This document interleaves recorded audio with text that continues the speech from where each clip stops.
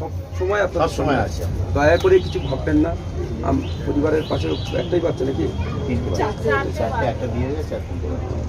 আমরা আছি আপনাদের সাথে, একদম ভাববেন না। রায়দিঘি বৈদ্যপাড়ার বাসিন্দা শহীদুল মোল্লা পেশায় একজন মৎস্যজীবী।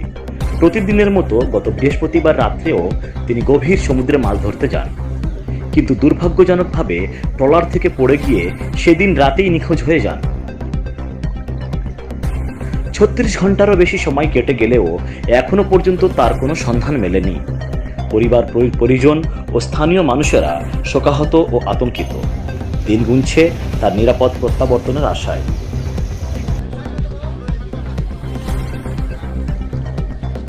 এই কঠিন পরিস্থিতিতে নিখোঁজ মৎস্যজীবীর পরিবারের পাশে দাঁড়িয়েছে শাসক দল তৃণমূল কংগ্রেস। মাননীয় মুখ্যমন্ত্রী মমতা বন্দ্যোপাধ্যায় ও সাংসদ অভিষেক বন্দ্যোপাধ্যায়ের নির্দেশে শনিবার সকালে নিখোঁজ শহীদুল মোল্লার বাড়িতে যান মথুরাপুর লোকসভা কেন্দ্রের সাংসদ বাপি হালদার ও রায়দিঘি বিধানসভার বিধায়ক ডাক্তার অলোক জল্লতা। দয়া করে কিছু ভাববেন না। পরিবারের পাশে একটাই বাচ্চা নাকি? আমরা আছি আপনাদের সাথে, একদম ভাববেন না। কজন ছেলে আপনার? তারা পরিবারের হাতে আর্থিক সাহায্য তুলে দেন এবং জানান এই দুঃসময়ে দল সর্বদাই তাদের পাশে থাকবে। শুধু আর্থিক সহায়তাই নয়, মথুরাপুর 2 নম্বর ব্লকের ব্লক আধিকারিক নাজির হোসেনের উদ্যোগে পরিবারের হাতে তুলে দেওয়া হয় খাদ্য সামগ্রী ও ত্রিপল। পাশাপাশি রায়দিঘি ফিশারম্যান ওনার ওয়েলফেয়ার অ্যাসোসিয়েশনের পক্ষ থেকে কিছু অর্থ সাহায্য করা হয়। এই সংস্থা দীর্ঘদিন ধরেই এলাকার মৎস্যজীবীদের স্বার্থ রক্ষায় কাজ করে আসছে।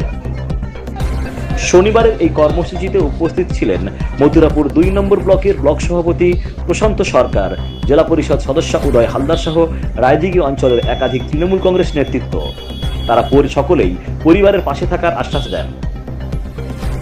সাংসদ বাপি হালদার বলেন, নিখোঁজ শহীদুল মোল্লাকে যতদিন না উদ্ধার করা যাচ্ছে ততদিন খোঁজ চালানো হবে।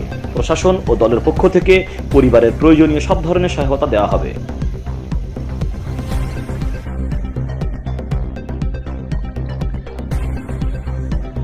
সবাই জানেন যে এরকম একটা মর্মান্তিক দুর্ঘটনা, সেক্ষেত্রে আমাদের তো কারোরই এই দুর্ঘটনা থেকে মানে আকস্মিক ঘটনা, এটাতে নিশ্চিতভাবে কারোরই কোনো হাত নেই যে এটাকে কিছু করা।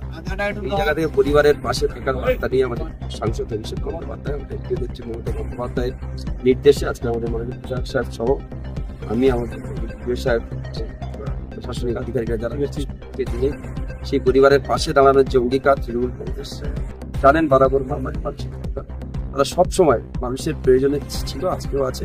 যে কোনো রকম সহযোগিতা সাহায্যের জন্য আমরা সবসময় প্রস্তুত, সেই কথাই পরিবারকে বললাম।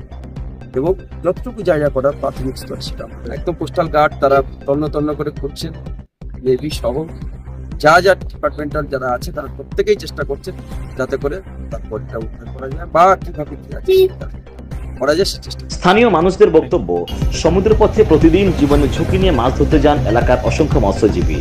দুর্ঘটনা ঘটলে পরিবারের উপরে নেমে আসে অনিশ্চয়তার অন্ধকার। তাই তাদের নিরাপত্তার জন্য আরও পরিকাঠামো তৈরি করা দরকার। রায়দিঘি উপকূলবর্তী এলাকার বেশিরভাগ পরিবারই জীবিকা নির্বাহ করে সমুদ্রপথে মাছ ধরার মাধ্যমে। সমুদ্রের ঝুঁকি নিয়েই তাদের প্রতিদিনের জীবনযাত্রা। শহীদুল মোল্লার মতো অভিজ্ঞ জেলের নিখোঁজ হওয়ায় এলাকা জুড়ে নেমে এসেছে শোকের ছায়া। স্থানীয় প্রশাসনের কাছে দ্রুত পদক্ষেপের দাবি জানিয়েছেন তারা। এখনো সমুদ্রে চলছে খোঁজাখুঁজি অভিযান। পরিবার ও গ্রামবাসীদের একটাই প্রার্থনা, শহীদুল মোল্লা যেন দ্রুত নিরাপদে ফিরে আসেন।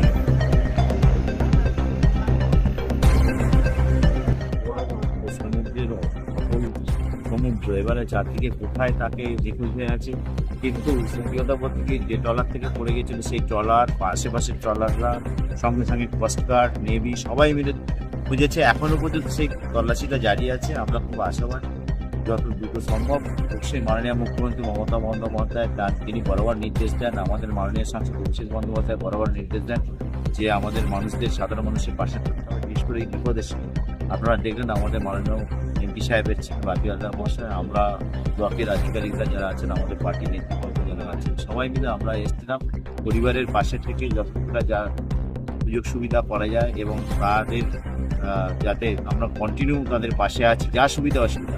এখন আমাদের দল আমাদের সরকার সবসময় দায়বদ্ধ তার থাকে। তা আপনারা জানেন এখনো আমরা সেই বার্তা